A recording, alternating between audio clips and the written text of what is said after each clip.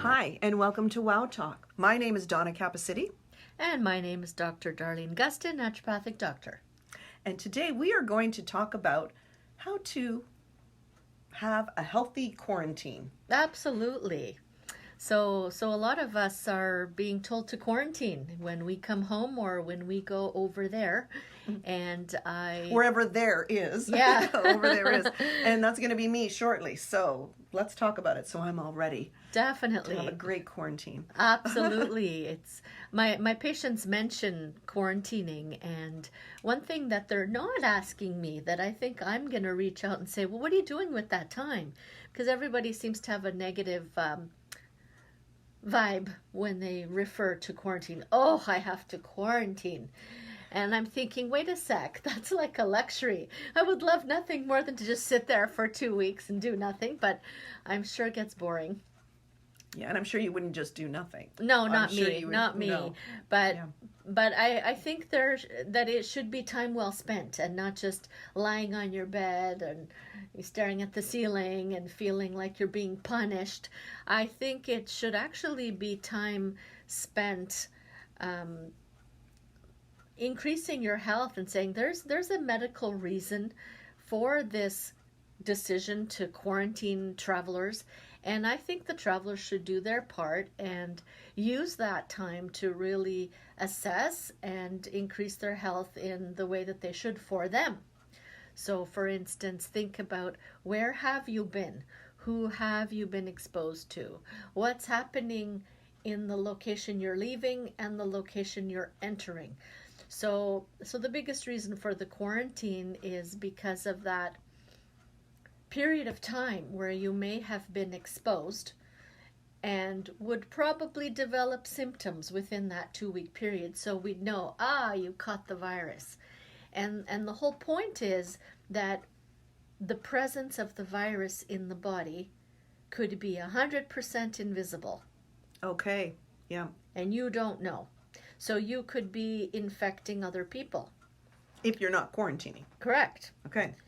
So I would just suggest, assume that you've been exposed to the virus and spend those 2 weeks doing all the usual things, like getting your sleep instead of watching movies till 2 in the morning, being hydrated.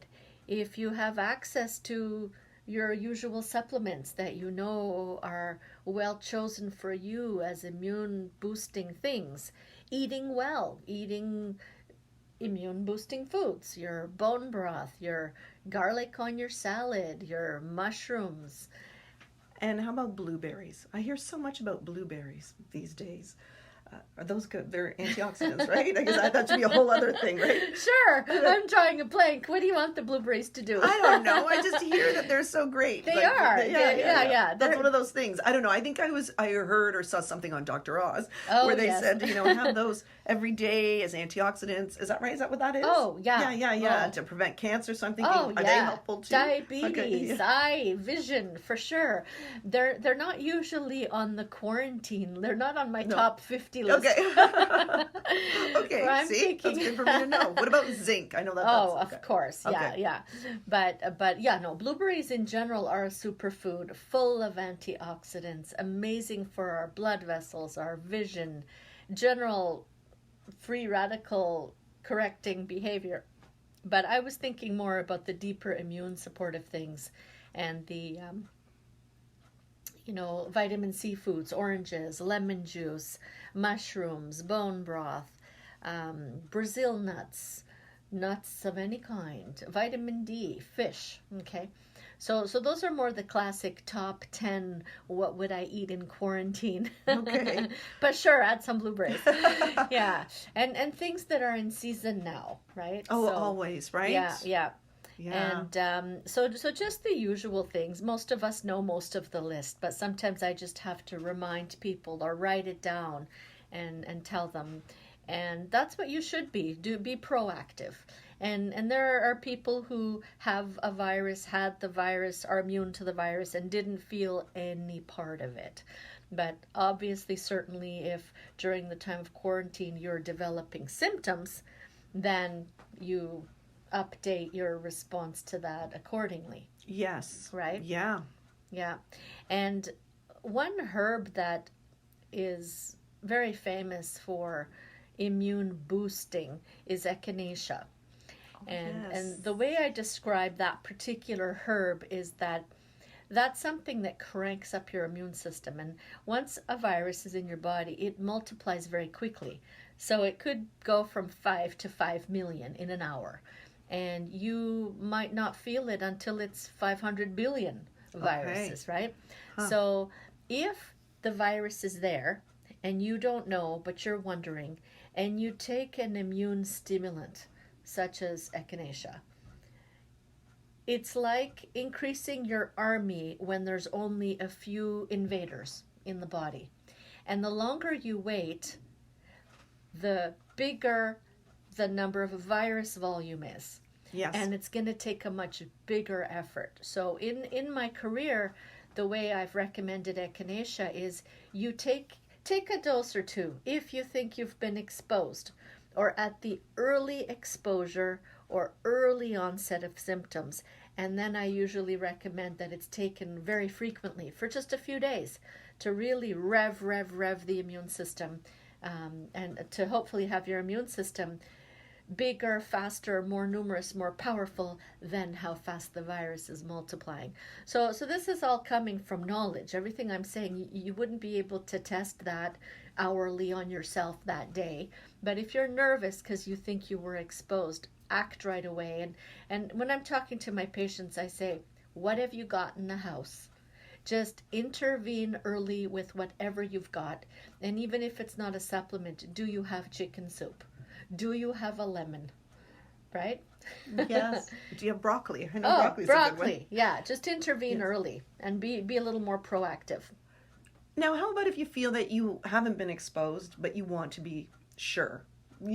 Sure, maybe that's not the right word, but you want to prevent anything. So do the same. Should we do the same things? I guess that's what I'm saying. No. Is it okay to take echinacea if you don't think you've had the virus? No. So overuse of echinacea, it's an immune stimulant. Okay. So you can't feel if your immune system's tired.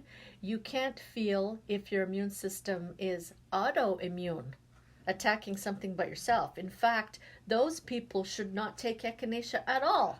Oh my gosh. So Right. that's me. Right. Who has vitiligo, Right. B12, and I've had thyroid issues too with the Graves' disease. Holy. Exactly. So echinacea stimulates the immune system. So the whole immune system will go into overdrive, including where those errors have been made to have an autoimmune choice by your immune system. So echinacea can aggravate people with autoimmune disease. Wow, that is really important to know. Really important. Yeah. So your immune system could be in overdrive. It could be weakened. You could have fewer white blood cells. In the microscopy, we can observe sluggish, slow, lazy white blood cells, whether the number of them is sufficient or not. And you can't feel any of this. So having the microscope helps us give more feedback to patients. What is my immune system doing? What do I need? But back to your question of what can I do? So now it's two levels. What can I do if I think I haven't been exposed but I want to prevent? And what can I personally do, and all those other listeners out there who do have autoimmune disorders? Right. So for people who are not candidates for stimulating their immune system because they have autoimmune disease, or because it's wise not to blindly overstimulate your immune system for long periods of time, you go to a different class of products which are supportive, immune support to the immune system. So support means put back what's missing. Do you have sufficient vitamin D, vitamin C, protein in your diet, hydration, sleep, deep sleep, enough sleep, hygiene? So support is different from stimulant. Okay. Mm-hmm. That's great guidelines. Definitely. There. So those are more generic. Those are Yes. things that you could do for a month, for a winter, for the duration of a pandemic, supportive things. And you don't need to do all of them. You can rotate, you can choose seasonally. So if you're a golfer and you're Canadian and you've come out of the cave and you're out of the igloo Yeah. and on the golf course, then maybe you don't need vitamin D for a while. And another popular one that a lot of patients are choosing to take when we have this conversation of immune support is probiotics. Yes. Yeah. I take those. Right. So probiotics are 80% of your immune system. That is your army. Okay, could you please explain what they are, how we get them, the different forms they come in? So they are microorganisms, primarily bacteria, that are beneficial to our health. And they mostly, when we use the word probiotics, means bugs that are good for you. But realistically, the word is used to refer to the ones that live in your gut. Okay. But they also live on our skin, and there are recent concerns about overuse of The hand sanitizer, right? And there was concern before, years ago, about that. That's why I think Bath and Body Works changed a lot of their formulas to not be, what is it called? Antibacterial. Exactly. Yes, Absolutely. So now we're all going overboard on it, of course. And on this note, let me make a really big point. When a surgeon is prepping for surgery, he's not using alcohol. He's scrubbing down with soap and water. That's a really good point. Very Huge. interesting. Isn't that huge? Yes. So I personally, in my clinic or in my home, I have the sink and I'm using the sink and the soap and the water. Yes. But me too. in my vehicle and in my purse is the alcohol. Yes. Okay? So anyway, so back to the so probiotics. Yeah. So mostly they're bacteria. They come from fermented foods. Yogurt, right? You can get it from yogurt, sauerkraut, exactly. Oh yes, yeah. Yeah. And our first exposure to probiotics is when we were born. We got them from the birthing process and the breast milk. So that's how we start. Hopefully we started off on the wrong foot. But probiotic status can fluctuate. So if you have a round of antibiotics or chemotherapy or food poisoning and aggressive bowel movement can significantly strip the probiotics and you would need to replace them. And there are various probiotics that we need. They also vary from person to person. So we have like a fingerprint profile of which probiotics make up my body are a little different from yours. And it's only in the last year that a stool test has become available in Canada that can take a stool test and give you a very thorough rundown of who's living in there. Okay. So bad guys and good guys. So it's a little bit expensive, but there is a way to test. But realistically, most of the time, it's not something that I'm testing, and I rotate. So some products you can get that have the classic bacteria in them. Their names are Lactobacillus acidophilus, Lactobacillus bifidus. Wow, you say those so well. What's the third one? Sorry, I interrupted. Rhamnosus. I could go on forever. Okay, so different ones, but those are the ones that all humans need in bigger numbers. So most of the products on the market will include those guys. But sometimes I will give a product that's very different that would be 11 varieties. And I go from big numbers to less numbers but more variety, depending on what's going on with the person. Bigger numbers for issues, symptoms of large intestine or mental health. But probiotics is a whole different I know, podcast. I'm thinking we need to go on to a love whole that other topic. Yeah. Sorry. But look, back to it though. You can buy it in pill form. You would keep it in the fridge, correct? But not all have to be in the fridge. I think we talked about this before. Correct. Now it's coming back to me. Correct. But it is something and is it mostly pill form that you would take it? Sometimes they come in powders. They also come in suppositories for female health, and but most of the time they're in a capsule. Some companies have made them in a way that it's not required to be refrigerated. Yes. Many companies, they do refrigerate them, and that's to preserve how many of them are alive by the time you get to the last pill. Yes. What matters more is once you buy them and you crack the seal, use them up as soon as you can, because Yes. they just die off. Yes. Yeah. Yes. Okay, so that would be one thing we could do. Anything else for those of us who have autoimmune issues to have a healthy quarantine? For sure. The other thing is clean eating. So for Okay. anybody, but especially people with autoimmune conditions, that's autoimmunity is aggravated by infections and allergens and Okay. echinacea. So anything that gives your immune system an excuse to fight something is what you want to limit. So if you know that a few years ago you had a test and you really shouldn't be eating gluten, but it's been sneaking in lately, then eat clean and just health up during your quarantine. So just sit there, you're lying there not talking to anybody anyway. So you might as well say, hey, you know what, this 2 weeks, it's a gift for me to do self-care, especially around my immunity. And immunity is affected by your adrenal glands, your stress level, your probiotic status, your hydration. The body is a whole.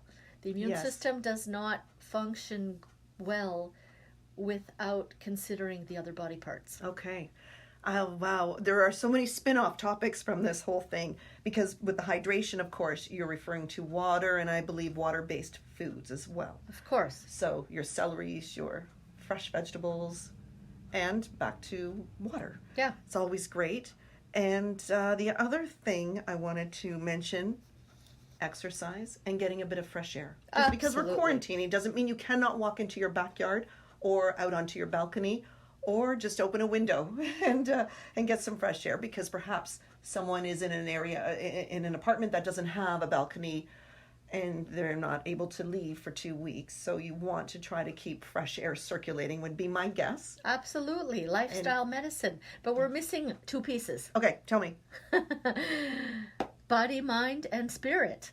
So Yes. if you're quarantining, maybe this is the time you write your poems, you paint something, you work on your scrapbook, you read your Yes. favorite book. So self-care of every version, not just the physical body. Okay. Well, that sounds great. I'm looking forward to my quarantine Me now. too. Yeah. 2 weeks of saying, nope, sorry, can't do it. I can't, I'm quarantining. So, I'm not cooking. I can't do the yeah, dishes. no. Anyway, thank you so much. If anyone has any questions or comments, please send them our way. And please refer to Dr. Gustin for anything at all. Any questions you may have. She's always ready to answer them. Absolutely. And if you're quarantined and you want to chat with me, we can do that virtually. Beautiful. Well, thank you very much for listening, and bye for now. Bye.